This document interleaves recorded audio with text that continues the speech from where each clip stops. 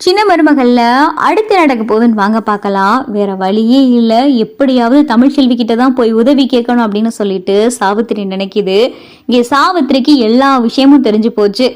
ஈஸ்வரி வாயாலேயே எல்லா விவரத்தையும் சொல்லவும் இந்த ஈஸ்வரியை சும்மாவே விடக்கூடாது. என் மக வாழ்க்கையை கெடுத்தது இந்த ஈஸ்வரி தான். எப்படியாவது வீட்டில் இருக்கிற யாருக்கிட்டையாவது சொல்லி நமக்கு நியாயம் கிடைச்சி ஆகணும் அப்படின்னு சொல்லிட்டு சாவித்திரி கடந்து புலம்பி போயிருக்க.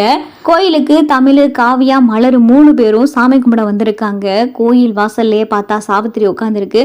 தமிழ் தமிழ் தமிழ் உன்னை பார்க்கணும் தான் தமிழ், காலையில இருந்து கோயில காத்து கிடக்க அப்படின்னு சொல்லிட்டு சாவித்திரி சொல்லவும், என்னைய பார்க்கணுமா, என்னைய பார்க்கணும், எதுக்கு நீங்க கோயில காத்திருக்கீங்க அப்படின்னு சொல்லி தமிழ் கேட்கவும், இல்ல தமிழ், கண்டிப்பா இன்னைக்கு வெள்ளிக்கிழமை நீ அம்மன் கோயிலுக்கு வருவேன்னு எனக்கு தெரியும். நான் உன்னைய பார்க்கணும், உன்கிட்ட பார்த்து ஒரு உதவி கேட்கணுன்றதுக்காகத்தான் தமிழ் நான் இங்கே உட்காந்துருக்கேன். எனக்கு இந்த உதவியை மட்டும் எப்படியாவது செய்ய தமிழ் அப்படின்னு சொல்லி சாவித்திரி சொல்லவும், இங்கே பாருங்கம்மா, நீங்க என்ன பேசினாலும் மாமா மனசு மாற மாதிரி தெரியல. உங்களை கண்டிப்பா வீட்டுக்குள்ள சேர்த்துக்குருவாங்களான்னு எனக்கு தெரியல. நீங்க எதுக்கு என்கிட்ட தேவையில்லாம இப்படி கெஞ்சிக்கிட்டு இருக்கீங்க, எதுக்காக எனக்காக நீங்க காத்திருக்கீங்க அப்படின்னு சொல்லி தமிழ் சொல்லவும், தமிழ், நான் வீட்டுக்குள்ள சேர்த்துக்கிறத மட்டும் நான் பேசுறதுக்காக இங்க வரல தமிழ். ஒரு பெரிய அநியாயமே நடந்திருக்கு தமிழ். அந்த அநியாயத்துலதான் நானும் என் மகளும் வீணா போயிட்டோம் தமிழ். எங்களுக்கு நியாயம் கிடைக்கணும் தமிழ். அந்த நியாயத்தை நீதான் தமிழ் எங்களுக்கு வாங்கி கொடுக்கணும் அப்படின்னு சொல்லி சாவித்திரி சொல்லவும், நியாயமா, என்னாச்சு, என்ன அநியாயம் உங்களுக்கு நடந்துச்சு அப்படின்னு சொல்லி தமிழ் கேட்கவும், என் மக தாமரையா அந்த பிச்சைக்கார பையல பார்த்து காதலிக்கவும் இல்லை, அந்த பிச்சைக்கார பையலும் என் மகளை பார்த்து காதலிச்சு இப்படியெல்லாம் போய் சொன்னான்னு சொன்னேன் பாரு, அது எதுவுமே உண்மை இல்லை அப்படின்னு சொல்லி சாவித்திரி சொல்லவும், என்ன சொல்றீங்க அப்படின்னு சொல்லிட்டு தமிழ் கேட்கவும், ஆமா தமிழ், இதுக்கு பின்னாடி எல்லாத்துலயும் சதி வேலை நடந்திருக்கு. என் மதினி அந்த ஈஸ்வரி தான் இதுக்கு எல்லாத்துக்குமே காரணம். அந்த ஈஸ்வரி வாயாலேயே இதை என்கிட்ட சொன்னா அப்படின்னு சொல்லிட்டு சாவித்திரி சொல்லவும், சும்மா தேவையில்லாம ஈஸ்வரி அத்தை மேல பழி போடாதீங்க அப்படின்னு சொல்லிட்டு இங்க தமிழ் சொல்லவும், ஐயோ தமிழ், நான் பழி எல்லாம் போடல, சத்தியமான உண்மை, இந்த கோயில இருக்கிற அம்மன் மேல சத்தியமா சொல்றேன், இதுதான் தமிழ் உண்மை. ஈஸ்வரி தான் எல்லாத்துக்கும் காரணம். ஈஸ்வரி தான் அந்த பிச்சைக்காரனை பார்த்து என் மக தாமரையோடைய போட்டோவை காமிச்சு, இவ கண்ணு முன்னாடி நீ இந்த மாதிரி பணக்கார வேஷம் போட்டு நடிக்கணும்னு சொல்லி கொடுத்தது எல்லாமே இந்த ஈஸ்வரி தான். அந்த பிச்சைக்காரனுக்கு இந்த மாதிரி பணக்கார வேஷம் போடுறது, காரு கூட நிக்கிற ஆட்கள் எல்லாத்துக்கும் காசை கொடுத்து அவங்கள ரெடி பண்ணதே அந்த ஈஸ்வரி தான். எல்லாத்துக்கும் காரணம் அந்த ஈஸ்வரி தான். அந்த ஈஸ்வரி தான் பிச்சைக்கார பயல எங்க கண்ணு முன்னாடி பணக்கார மாதிரி வேஷம் போட்டு எங்களை ஏமாத்துனது எல்லாமே அந்த ஈஸ்வரி தான் அப்படின்னு சொல்லி சாவித்திரி சொல்லவும், சரி அவங்க இந்த மாதிரி பண்ணாங்க, ஆனா உங்களுக்கு எங்க போச்சு அறிவு? மாமா தாமரைக்கு நல்ல ஒரு மாப்பிள்ளையும் நல்ல ஒரு சம்பந்தத்தையும் தானே ஏற்பாடு பண்ணாரு. அதெல்லாம் விட்டுட்டு கண்ணு முன்னாடி யாரு பணக்கார வேஷம் போட்டு வந்தாலும் அவனை உண்மையிலே பணக்காரன் நம்புறதா? அவனை பத்தி கொஞ்சம் கூட விசாரிக்க மாட்டீங்களா அப்படின்னு சொல்லி தமிழ் சொல்லவும், தப்பு தான் தமிழ், எங்க பக்கமும் தப்பு இருக்குதான், ஆனா சதி வழியில் எங்களை விழுக வச்சது அந்த ஈஸ்வரி. எங்களுக்கு ஒரு நியாயம் கிடைச்சே ஆகணும். இதை நீ அண்ணங்கிட்ட எடுத்து சொல்லி எங்களுக்கு ஒரு நியாயம் வாங்கி தரணும் அப்படின்னு சொல்லி சாவித்திரி கேட்கவோ, நான் இதை பத்தி மாமா கிட்ட சொன்னா அவர் என்ன சொல்லுவார்னு தெரியலையே அப்படின்னு சொல்லி தமிழ் சொல்லவும், நான் அண்ணன் கிட்ட போய் என்ன பேசினாலும் அண்ணன் என்னைய நம்பாது, ஆனா அண்ணன் கண்டிப்பா உன்னைய நம்பும், நீ சொல்ற வார்த்தையை நம்பும்.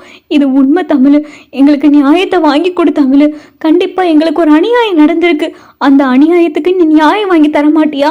எங்களுக்கு தப்பு நடக்கணும்னு சொல்லி வேணும்னுக்கே ஒரு சதி வலையை விரிச்சு அந்த ஈஸ்வரிக்கு தண்டனை கிடைக்கணும் அப்படின்னு சொல்லிட்டு இங்க சாவித்திரி சொல்லவும், சரி நான் மாமா கிட்ட கண்டிப்பா அதை பத்தி பேசுறேன் அப்படின்னு சொல்லிட்டு தமிழும் சொல்லிடுறாங்க. சரி தமிழ், நீ கண்டிப்பா பேசணும் அப்படின்னு சொல்லி சாவித்திரியும் பார்த்தா அங்கிருந்து கிளம்பிடுது. தமிழும் பார்த்தா கோயில்ல சாமியை கும்பிட்டுட்டு வீட்டுக்கு வராங்க. மாமா உங்ககிட்ட கொஞ்சம் பேசணும் அப்படின்னு சொல்லி தமிழ் சொல்லவும், வீட்டில் பார்த்தா எல்லாரும் இருக்காங்க. என்னம்மா என்ன பேசணும் அப்படின்னு சொல்லிட்டு ராஜா கேட்கவும், அது மாமா சாவித்திரி அம்மா அப்படின்னு சொல்லிட்டு தமிழ் சொல்ல வரையில அப்பதான் ஈஸ்வரி, ஏ தமிழ், அன்னைக்குதான் சொன்னார்ல மாமா அந்த சாவித்திரியை பத்தி வீட்டுல யாரும் பேசக்கூடாதுன்னு, மறுபடியும் என்ன சாவித்திரி எழுத்துக்கிட்டு இருக்க அப்படின்னு சொல்லி ஈஸ்வரி கேட்கவும், அத்தை கொஞ்சம் அமைதியா இருங்க, நான் மாமா கிட்ட பேசிக்கிட்டு இருக்கேன் அப்படின்னு சொல்லி தமிழ் சொல்லவும், என்னம்மா என்ன சாவித்திரிக்கு அப்படின்னு சொல்லிட்டு இங்க ராஜா கேட்கவும், மாமா அவங்களுக்கு ஒரு அநியாயம் நடந்திருக்கு மாமா அப்படின்னு சொல்லிட்டு இங்க தமிழ் சொல்லவும், அநியாயம் நடந்திருக்கா, என்ன அநியாயம் அப்படின்னு சொல்லி ராஜா கேட்கவும், நடந்த விவரம் எல்லாத்தையும் பார்த்தா தமிழ் சொல்லவும், வீட்டில் இருக்கிற எல்லாருக்கும் பார்த்தா பயங்கரமான அதிர்ச்சி, ஈஸ்வரிக்கு பார்த்தா பயங்கரமா அதிர்ச்சி ஆயிடுது. ஐயோ உண்மையை இவகிட்ட சொல்லியிருக்கா, இவ சும்மாவே ஏதாவது ஒன்னா சிஐடி வேலை பாப்பா, இதுல வேற இவளுக்கு உண்மையை சொல்லியிருக்காளே, இவ என்னத்த சொல்ல போறான்னு தெரியலையே அப்படின்னு சொல்லிட்டு ஈஸ்வரி கடந்து பயந்து கிடக்கு. ஏமா தமிழ்ச்செல்வி, நான் உனக்கு என்னம்மா பாவம் பண்ணேன்? அந்த சாவித்திரி ஏதாவது ஒண்ணு சொல்லுச்சு அப்படின்றதுக்காக நீ ஏன் பேரெல்லாம் இழுக்க கூடாது அப்படின்னு சொல்லி ஈஸ்வரி சொல்லவும், அப்பதா அடியே ஈஸ்வரி, எனக்கு இப்பத்தாண்டி சந்தேகமே வருது. ஆமா, அந்த சாவித்திரிக்கு நீ ஏதாவது பழி வாங்கணும் அப்படின்றதுக்காகவே நீ ஏண்டி இந்த வேலையை பார்த்துருக்க கூடாது?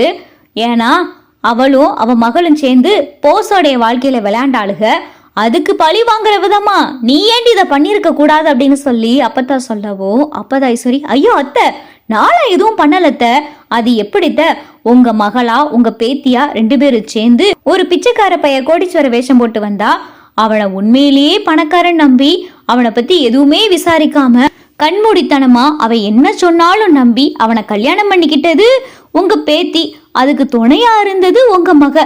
இதெல்லாம் விட்டுட்டு ஏன் மேல என்னத்த பழி போடுறீங்க அப்படின்னு சொல்லிட்டு ஈஸ்வரி கேட்கவும், பழி போறதெல்லாம் இருக்கட்டும், அப்படி ஒரு சதி வலையை விரிச்சதே நீதான் அடி அப்படின்னு சொல்லி அப்பத்தா சொல்லவும் ஈஸ்வரி பார்த்து அமைதியா இருக்கு. அப்பதான் ராஜாங்கம், சொல்லு ஈஸ்வரி, இதுக்கு காரணம் நீ அப்படின்னு சொல்லி ராஜாங்க கேட்கவும், அப்பையும் பார்த்தா ஈஸ்வரி வாயை திறக்கிற மாதிரியே தெரியல.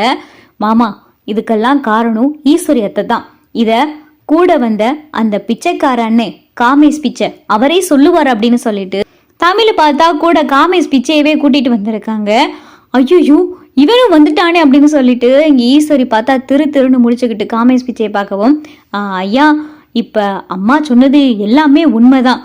அங்கே வீட்டில் வந்துட்டு என் அத்தை சாவித்திரி அவங்களும் சொன்னாங்க, நான் சும்மா கோயில் வாசல்ல பிச்சை எடுத்துக்கிட்டு இருந்தேன், என்கிட்ட வந்து தாமரையோடைய போட்டாவை காமிச்சு நான் உனக்கு கல்யாணம் பண்ணி வைக்கிறேன், இன்னும் 1 வருஷத்துக்குள்ள உன்னை பெரிய பணக்கார வீட்டு சம்மந்தத்துல உன்னை வாழ வைக்கிறேன்னு சொன்னது எல்லாமே இந்த ஈஸ்வரி அம்மா தான். இவங்க கொடுத்த ஐடியால தான் நான் தாமரையவே பார்த்தேன், தாமரை முன்னாடி நடிக்கிறதுக்கு எனக்கு பணம் கொடுத்தது இவங்க தான் அப்படின்னு சொல்லி எல்லா விவரத்தையும் காமேஷ் பிச்சை சொல்ல இங்க ராஜாங்கத்துக்கு பார்த்தா பயங்கரமான கோபம் வருது. ஏன் ஈஸ்வரி, ஏன் இப்படி செஞ்ச? தாமரையுடைய வாழ்க்கையை இப்படி அநியாயமா வீணாக்கிட்டியே அப்படின்னு சொல்லிட்டு ராஜாங்க சொல்லவும், எது மாமா அநியாயம், எது அநியாயம்? சும்மா இருந்த என் பிள்ளை போஸோடைய வாழ்க்கைய அவன் பொண்டாட்டி கூட இன்ன வரைக்கும் சேர்ந்து வாழ முடியாம 2 பேரும் தனித்தனியா இருந்துகிட்டு இருக்காங்களே, இதுக்கு காரணம் இந்த தாமரை தானே மாமா?